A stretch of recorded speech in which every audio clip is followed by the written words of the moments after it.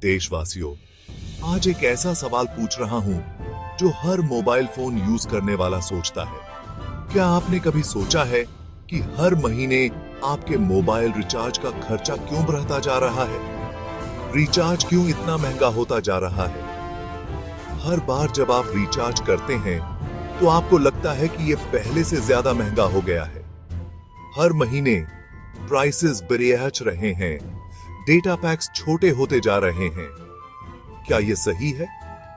क्या यह सही है कि आपकी मेहनत की कमाई का बेडीढ़ा हिस्सा सिर्फ मोबाइल रिचार्ज में चला जाए? आपकी मेहनत की कमाई आपके जेब से निकलकर टेलीकॉम कंपनीज के खजाने में जा रही है। यह पैसा जो आप अपने परिवार के लिए बचा सकते थे, वो अब कंपनीज की जेब में जा रहा है और हम चुपचाप देखते रह जाते हैं। हम सोचते हैं कि ये तो होना ही है, लेकिन क्या वाकई में ऐसा होना चाहिए? ये आम आदमी के साथ अन्याय है, जुल्म है। आपकी आवाज उठानी होगी। हमें मिलकर इस अन्याय के खिलाफ खड़ीदिद्धा होना होगा, क्योंकि ये सिर्फ रिचार्ज का सवाल नहीं है, ये आपके हकों की लड़ाई है। ये लड़ाई है आपके अधिकारों की, आपके पैसे की और आपके भविष्य की। आइए मिलकर आवाज उठाएं और इस अन्याय को खत्म करें। याद है जब इंटरनेट नया नया आया था, तब हमें वादा किया गया था डिजिटल इंडिया का, सस्ते इंटरनेट का, सबको इंटरनेट देने का। लेकिन आज क्या हो रहा है? इंटरनेट तो पहुंच गया है, लेकिन उसकी कीमत इतनी ज्यादा है कि गरीब आदमी सोचता है कि यूज करें या खाना खाएं। ये डिजिटल डिवाइड है। ये गलत है। डिजिटल इंडिया का सपना तभी पूरा होगा जब इंटरनेट हर किसी की पहुंच में होगा, हर किसी के बजट में होगा। एक तरफ आम आदमी परेशान है और दूसरी तरफ एनजीओज और ऑपोजिशन पार्टीज, जिन्हें आवाज उठानी चाहिए, वो चुप हैं। क्या ये सवाल उन्हें दिखाई नहीं देता? या फिर ये मौन साजिश है? क्या ये एनजीओज और पार्टीज टेलीकॉम कंपनीज से मिले हुए हैं? क्या ये आम आदमी के साथ गद्दारी नहीं है? देश जानना चाहता है कि आप चुप क्यों हैं। आपकी खामोशी आम आदमी के जख्मों पे नमक छिड़कने का काम कर रही है। बहुत से लोग ऐसे हैं जो इंटरनेट का यूज नहीं करते। उन्हें स्मार्टफोन की जरूरत नहीं, वो बस फोन कॉल्स करते हैं और एसएमएस भेजते हैं, लेकिन उन्हें भी महंगे रिचार्ज करवाने पड़ते हैं। क्या ये अन्याय नहीं है? जब वो डेटा यूज ही नहीं करते तो उनसे डेटा का पैसा क्यों लिया जा रहा है? ये लूट है। टेलीकॉम कंपनीज को अलग अलग प्लान्स देने चाहिए।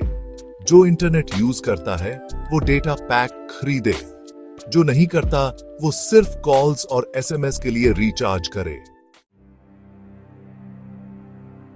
सेक्शन 5, डीएक्टिवेशन का दर। आज हम बात करेंगे एक ऐसे मुद्दे की जो हर मोबाइल यूजर के लिए बेहद महत्वपूर्ण है।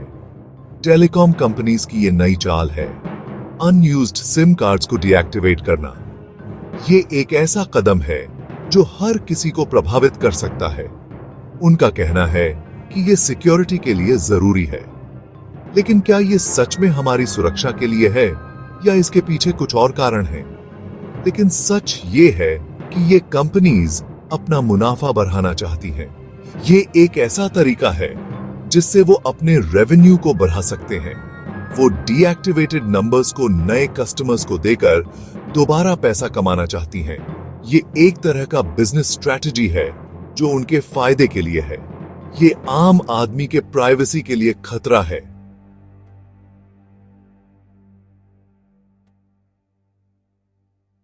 जब आपके अनयूज्ड सिम कार्ड्स डीएक्टिवेट होते हैं तो आपकी पर्सनल इंफॉर्मेशन भी खतरे में पीडीडीएच सकती है। हम सबके पास एक या दो से ज्यादा सिम कार्ड्स होते हैं। ये सिम कार्ड्स हमारे लिए एक बैकअप की तरह होते हैं। क्या हम सब अपने अनयूज्ड नंबर्स को डीएक्टिवेट करके अपनी प्राइवेसी के साथ समझौता कर लेंगे? ये एक ऐसा सवाल है जिसका जवाब हमें खुद ढूंढना होगा।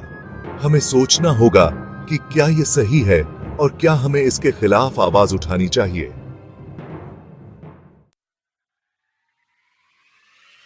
सेक्शन 6, आवाज उठाओ, हक मांगो। देशवासियों, अब चुप रहने का वक्त नहीं रहा। हमें अपनी आवाज बुलंद करनी होगी। हमें टेलीकॉम कंपनीज को दिखाना होगा कि हम उनके जुल्म के आगे झुकने वाले नहीं हैं। हमें सोशल मीडिया पे ट्रेंड चलाना होगा।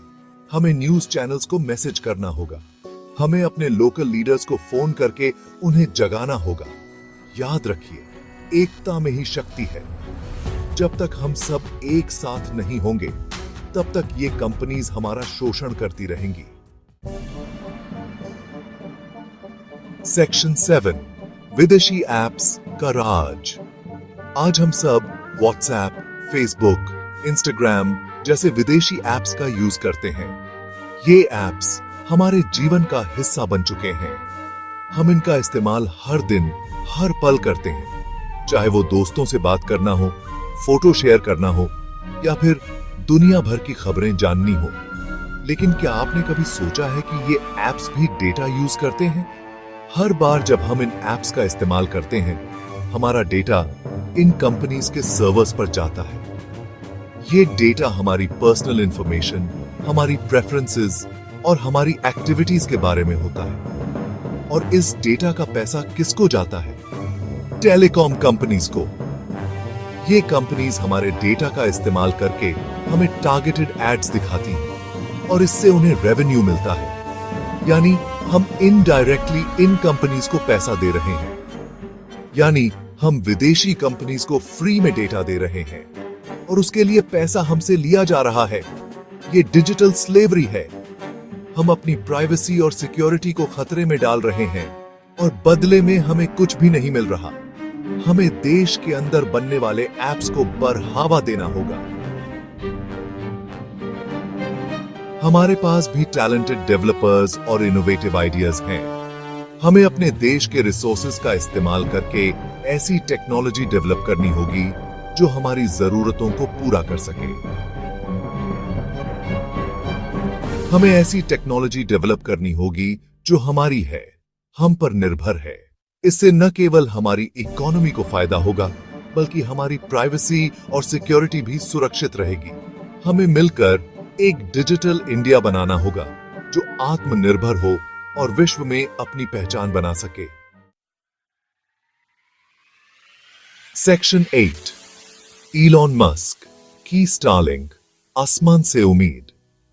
इलॉन मस्क की कंपनी स्टारलिंक पूरी दुनिया में सैटेलाइट इंटरनेट सर्विस प्रोवाइड कर रही है। क्या यह इंडिया के लिए एक विकल्प हो सकता है? अगर स्टारलिंक इंडिया में आता है तो कंपटीशन बढ़ेगा। टेलीकॉम कंपनीज को अपने प्राइसेस कम करने पड़ेंगे। आम आदमी को सस्ता इंटरनेट मिल सकेगा। हमें सरकार पे दबाव बनाना होगा कि वो स्टारलिंक को इंडिया में लॉन्च करने की परमिशन दे। ये डिजिटल रेवोल्यूशन की दिशा में एक बड़ा कदम होगा। सेक्शन 9, अब चुप रहेंगे तो आपकी आवाज, देश की ताकत। देशवासियों, ये सवाल सिर्फ पैसे का नहीं है। ये सवाल है आपके हकों का, आपकी आवाज का। अगर आज हम चुप रहेंगे तो कल और बुरा होगा। आपकी खामोशी इन कंपनीज को और लालची बनाएगी। आपकी आवाज ही इन्हें रोक सकती है। मुझे कमेंट सेक्शन में बताइए कि आप क्या सोचते हैं। क्या आप भी मेरे साथ हैं इस लड़ाई में? क्या आप भी अपनी आवाज उठाएंगे? देश जानना चाहता है